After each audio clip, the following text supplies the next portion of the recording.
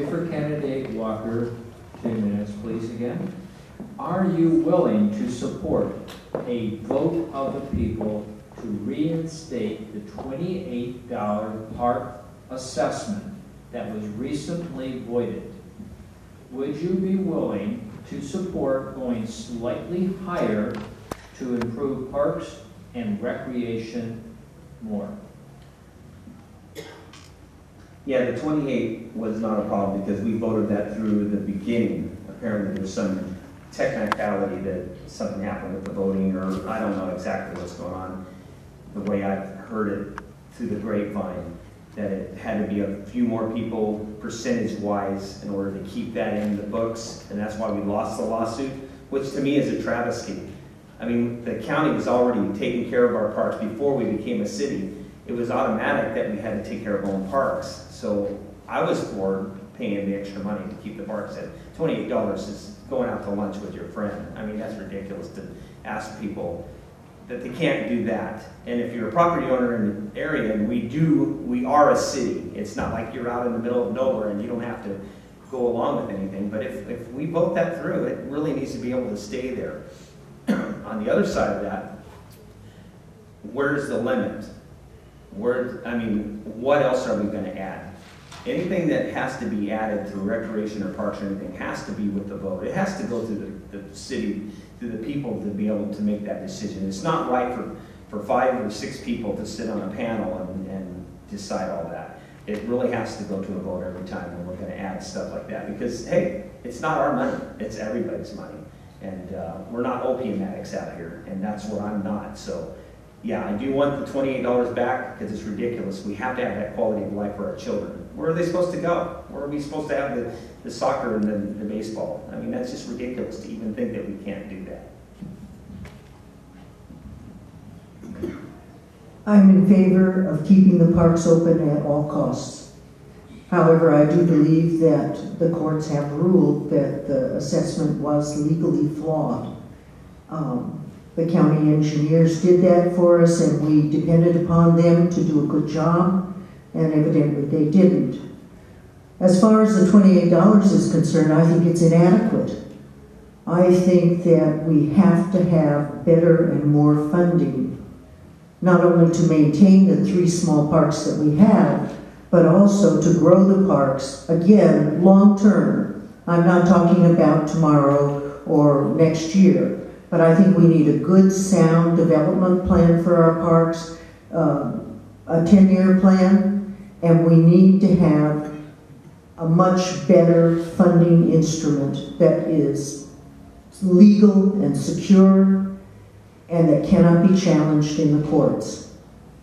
And I'm in favor of that, and I think that we need to put that. I've talked with Gary Norquist, and I've also talked with, or exchanged emails with our city manager, and there are plenty of models for us to use. Temecula did it, Murrieta did it. We may not be able to do it tomorrow, but we need a good plan. I would like to see us expand the parks that exist and to buy land for new parks down the road. Could you read the question again? I know it's 2-part. I'll make sure that Are you willing to support a vote of the people to reinstate the $28 park assessment that was recently voided? Would you be willing to support going slightly higher to improve parks and recreation more? Okay, would I be willing to support a vote of the people? Well, we're going to have a town hall meeting tomorrow night, so I'm willing to support what the community wants. And the only way that we're going to get an assessment is by a vote of the people. So, of course, I would support that. In fact, I would donate the $28 this year without going through the county. I'd be willing to do that, just donate the money. And as far as paying more, I think if we have a broader base to assess on, I think we will get more. Temecula, when they incorporated, that was the other thing on their ballot, and they assessed all parcels in the city, not just residential. And it won overwhelmingly, and look at what they have down there now, you know. So I think while parks aren't vital, I think they add a lot to a community, and I don't want to be the only community in Southern California that does not have a park. I mean, we've been fighting this battle for years. And it wasn't the county engineers, it was a consulting firm that did the project inappropriately, or that wrote the report inappropriately. I think parks are vital. I think if we closed our parks tomorrow, our housing values would all plummet, and I think we'd have a hard time selling to anyone that was, it'd be a family trying to come in here and buy a house. And if we want to continue to, you know, keep the amazing residential market going, okay, it's not amazing, it's really slow. If we want to continue to sell any houses in the city, we're really going to have to compete and have a park. I spent a lot of time in Mount O'Brien Park, and actually almost 36 hours straight for our last barbecue event. And what a great place. What an amazing amount of fun time people have there. I'm always amazed when I drive by that park in the afternoon to see everybody out there practicing and using that park the way they're using it right now. And I think if you went in there and asked them if they knew this park could be closed tomorrow, they'd be in a real shock. And I think we're going to have to really think outside the box like our mayor asked us to, and see how we're going to get through these next few months and get this on the ballot. And I'll be out there hopefully knocking on doors and promoting that park just as much as I'm promoting myself right now, because I think that's just something we have to have. I definitely think we need a little bit more, and I think we have a tiered system, so that if we do open another park, but the money's there, it's ready to go, so we have to go back and do this again and again, is a great thing. It's just a matter of getting it on the ballot and getting everyone to understand that this is something we all need.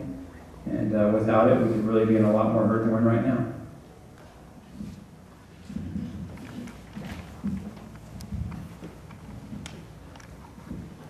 Yes.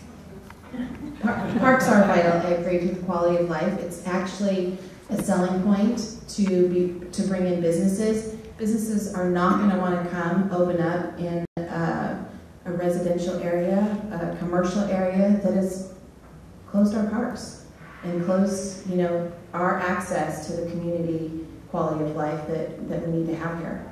So I'm looking forward to working hard again on the park committee and donating my time and maybe putting the website back up and getting it going to support our parks. I do have a very short answer. Absolutely, yes. And if the people want a higher amount to support our parks, I would absolutely be in favor of that. What I'm amazed at is that Martha can sit here and say she's in favor of the parks when she's sat with the attorney and the other side and with Steve, who's in the back, that took this all to court. The first court hearing, we won. The Constitution is a living document. It's decided by judges every day. It's not black and white. When the report was written, it was correct. The laws have changed since then. There have been different court rulings that have made it a little bit different, so that did change it somewhat. And yes, maybe it was flawed. I still don't think it was flawed. The flaw they're saying is that people who live closer to the parks get more benefit than people that live further away.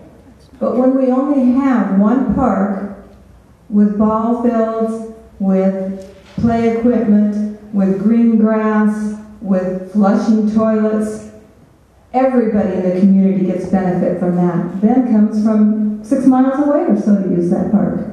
If you went over there any night and asked those little leaguers, asked the football players where they're from all over the city, not just close to the park.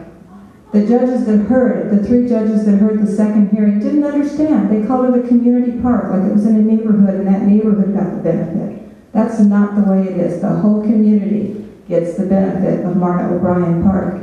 In fact, I talked to the neighbor right next door, and if you ask her, she doesn't think she gets benefit at all. She gets the noise, the racket, the lights, the kids, the balls. So people living closer don't necessarily get more benefit. Parks are vital to this community, and we've got to keep them open.